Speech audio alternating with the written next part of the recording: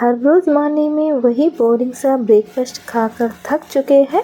घर के कम सामान में बहुत ही यूनिक और एकदम हेल्दी सा कुछ बनाकर तैयार करना चाहते हैं, जो कि बहुत ही आसान से बन ही जाए, साथ ही साथ टेस्टी भी हो जाए। एकदम कम मेहनत भी घर के सामान से फटाफट से बनकर तैयार हो जाए। तो आप एक बार इस नाश्ते के रेसिपी को ज़रूर बनाकर ट्राई करो। इसके साथ हम टेस्टी सा चटपटी चटनी भी बना रहे हैं। बस 2 मिनट में ही ये बन जाएगा। इस बेहद स्पंजी और एकदम जालीदार से नाश्ते को बनाने के लिए ना तो आपके इसके अंदर इनो या फिर सोडा डालने की ज़रूरत है और ना ही इसके अंदर दही जाएगा। बिना ऑयल बिना बेकिंग पाउडर के हमारा ये नाश्ता एकदम सॉफ्ट बनेगा और एकदम स्पंजी और जालीदार बनेगी।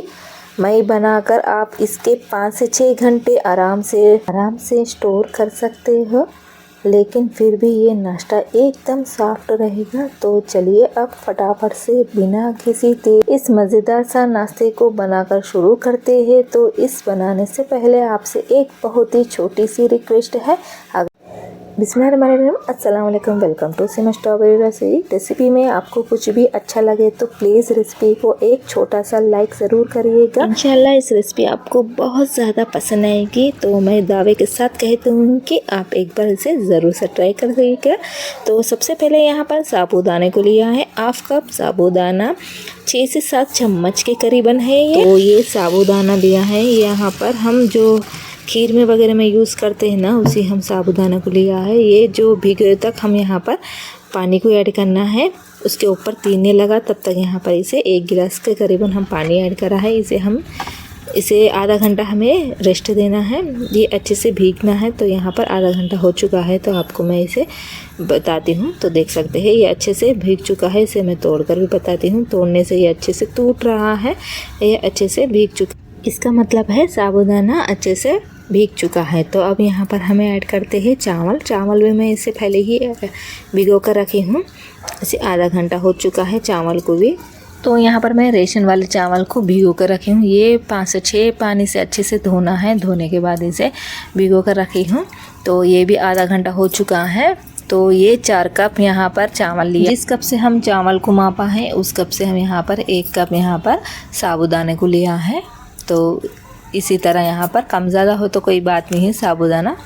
तो यहाँ पर हम मिक्सर जार में ऐड कर लेते हैं। बिस्मिल्लाहिर्रहमानिर्रहीम। साबूदाना, तो साबूदाना अच्छे से भीग चुके हैं। तो इसे मिक्सर जार में ऐड कर लेते हैं। इस तरह इसका पानी हम नहीं डालने वाले हैं अब। तो ज़रूरत पे हम पानी डालेंगे तो इसका पानी फेंकेगा ना। जो हम भिगो हुए चावल को भी ऐड करा है, चावल का पानी हम सारा फेंक दिए हैं। चावल का पानी सेपरेट करा है, जो हम साबूदाना का पानी ऐड करा है इसमें। तो साबूदाना का पानी इसीलिए यहाँ पर इसमें ऐड करना है। ज़रूरत पे यहाँ पर मिक्सर जार में पीस तो खुद साबूदाना का पानी को ऐड करते हुए पीसिएगा। तो साबूदाना भी अच्छे से पीसा गया है। तो आप देख सकते हैं साबूदाना कहाँ भी ये हाथों को नहीं लग रहा है। सिर्फ यहाँ पर साबूदाना चावल बहुत अच्छे से ये पीस गया है। तो देख सकते हैं। तो यहाँ पर इस मिक्सर को ना हम एक बाउल में इसे ले लेते हैं। तो माशाल्लाह देख सकते हैं, इस बाउल में हम शामिल कर लेना है इस तरह। तो इसका टेक्सचर आप देख सकते हैं, कहाँ भी ये पतला नहीं है, अच्छे से ये गाढ़ा है। इसका बैटर आप देख सकते हैं। बस यहाँ पर थोड़ा सा पानी डाली हूँ, जो साबूदाना का पानी बचा है ना उसी को डाली हूँ। तो यहाँ पर ½ टीस्पून नमक ऐड करा है। आपके हिसाब से नमक यहाँ पर कम ज़्यादा ले सकते हैं। बस यहाँ पर ½ टीस्पून ही नमक लगेगा, ज़्यादा नहीं डालेगा। तो इसे हमें अच्छे से मिक्स करना है। इतना अच्छा मिक्स करना है ये अच्छे से बबूल आए तब तक हमें इसे अच्छे से मिक्स कर लिया है। तो अब यहाँ पर इसे 10 मिनट के लिए रेस्ट देते हैं। और यहाँ तब तक हमें टेस्टी सा एक चटपटा सा चटनी बनाने वाले हैं। तो चलिए, तो यहाँ पर देख सकते हैं ये झटपट सा ही बन जाएगी। ये यहाँ पर पैन में 2 चम्मच हम ऑयल ऐड करा है। चने की दाल लिया है 1 चम्मच, आधा चम्मच जीरा लिया है, 2 टमाटर को लिया है और 3 से 4 हरी मिर्ची को लिया है। ये हरी मिर्ची बहुत ज़्यादा तीखी है, तो तीखी मिर्ची हो तो यहाँ पर आप 4 से 5 लीजिएगा। तो इसके हिसाब से यहाँ पर कम ज़्यादा ले सकते हैं। लहसुन को हम छिलका निकाल कर 4 कली को ऐड करा है। और यहाँ पर ½ टीस्पून से कम ऐड करा है नमक। तो थोड़ा सा हम इमली ऐड करते हैं, 1 बूट इमली ऐड कर तो बहुत ज़्यादा टेस्टी बढ़ेगा। अब यहाँ पर इसे अच्छे से भुनाई कर लेना है। ये अच्छे से भुनने के बाद इसे ढक्कन से कवर कर लेना है, क्योंकि यहाँ पर टमाटर अच्छे से गल जाए। तो 2 मिनट के बाद इन्हें ढक्कन हटा लेते हैं। तो देख सकते हैं माशाल्लाह इसकी खुशबू बड़ी आ रही है। तो अब यहाँ पर देख सकते हैं टमाटर अच्छे से गल चुका है। इस तरह प्रेस कर देखिएगा, टमाटर यहाँ पर अच्छे से गल चुका है। तो अब इसे गैस के फ्लेम को पूरी तरह बंद कर लेते हैं और इसे अच्छे से ठंडा होने के बाद इसे मिक्सर जार में ऐड कर लेते हैं। ठीक है, इसे हम ठंडे के रख लेते हैं। तो ये बिल्कुल अच्छे से ठंडा हो चुका है। तो अब यहाँ पर हम मिक्सर जार में ऐड कर लेते हैं। इसे ऐड करने के बाद बिना पानी डाले इसका पेस्ट बना लेते हैं। तो माशाल्लाह देख सकते हैं इसका पेस्ट कितना प्यारा कलर लुक दिख रहा है। इसका देखने से ही पता चलेगा कि ये कितना टेस्टी सी है। हाँ जी, बहुत ज़्यादा टेस्टी थी ये। मैंने बताया तरीके से आप भी एक बार ज़रूर ट्राई करिएगा, बहुत ज़्यादा टेस्टी सी होगी। आप खुद कमेंट कर बताइएगा, बहुत ज़्यादा टेस्टी है माशाल्लाह कह सकते हो। तो यहाँ पर हम प्याज को ऐड करा है। तो प्याज ऐड करने से ना बहुत ज़्यादा टेस्टी आएगी, क्रंची आएगी। बच्चों को पसंद नहीं हो तो आप इसे स्किप भी कर सकते हो। एक बार इस तरह ज़रूर ट्राई करिएगा, बच्चों को भी पता नहीं चलेगा कि हम इसमें आनियन को ऐड करा है। तो एक डली हम प्याज को ऐड करा है, बारीक से चाप कर लेना है। बस इस तरह छोटे छोटे पीसेस में कट कर लेना है। तो हम यहाँ पर डोसा ऐड कर लेते हैं। बिस्मिल्लाहिर्रहमानिर्रहीम। तो यहाँ पर देख सकते हैं 10 मिनट के बाद मैं यहाँ पर डोसा डालकर आपको बताती हूँ। तो इतना अच्छे से थिक रहना चाहिए। आप चाहे तो इसमें थोड़ा सा पानी को भी मिक्स कर सकते हो। तो डालते ही कितनी जालीदार डोसा बन रही है। तो बिना ऑयल के ही हम यहाँ पर डोसा बनाने वाले हैं। तो यहाँ पर ढक्कन के शबनम से ही ये अच्छे से कुक हो जाएगा, एकदम जालीदार परफेक्ट डोसा बन जाएगा।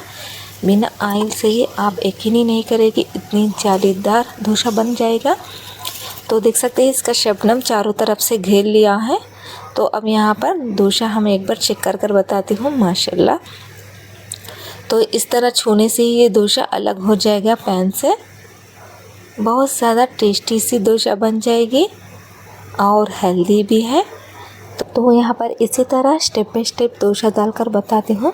तो डोसा का बैटर 2 से 3 चम्मच ऐड करिएगा, हल्का सा इसे स्प्रेड करना है। तो इसके ऊपर हम ढक्कन से कवर कर लेते हैं। आप चाहे तो बड़ा डोसा भी ऐड कर सकते हो।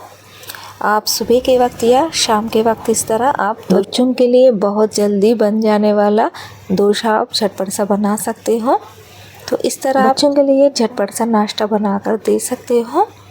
तो हल्की फुल्की भूख के लिए यहाँ आप लंच बॉक्स के लिए इस तरह बना दीजिएगा। बहुत ही जल्दी और आसान से बन जाएगी और उसके साथ मज़ेदार सी चटनी भी है। आप इस तरह बनाकर देखिएगा। तो यहाँ पर मैं शाम में बच्चे स्कूल से आने के बैटर को मैं फ्रिज में भी रख सकते हैं एक दिन के लिए ही। तो इस बैटर को मैं शाम में बच्चे स्कूल से आने के बाद डोसा बनाकर देने वाली हूँ। तो इसे हम साइड में रख देते हैं। तो यहाँ पर 2 कप में यहाँ पर ढेर सारा डोसा बन गया है और 2 कप बैटर को हम साइड में रखा है। तो इस तरह जालीदार डोसा घर पर बना सकते हैं, बहुत ही इजीली और बहुत ही आसान है। तो बिना सोडा, बिना इनो, बिना बेकिंग पाउडर के हम यहाँ पर डोसा बनाया है। एकदम जालीदार डोसा बन गया है, एकदम मुलायम है और सॉफ्ट है, खाने में तो बहुत ही ज़्यादा टेस्टी सी है।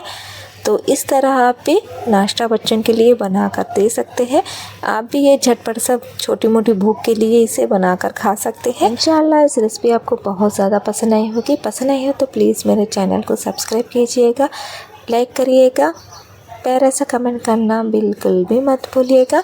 सब्सक्राइब करने से मैं जो न्यू रेसिपीज अपलोड करती हूँ आपको तुरंत नोटिफिकेशन मिलेगी। इस रेसिपी आपको थोड़ा भी पसंद आए, आपके फैमिली, आपके रिलेटिव में या आपके दोस्तों में से ज़्यादा शेयर करिएगा। अपना बहुत सारा ख्याल रखिएगा, दुआ में हमें भी याद रखेगा। अगली वीडियो में न्यू रेसिपी के साथ मिलूँगी। अल्लाह हाफिज़।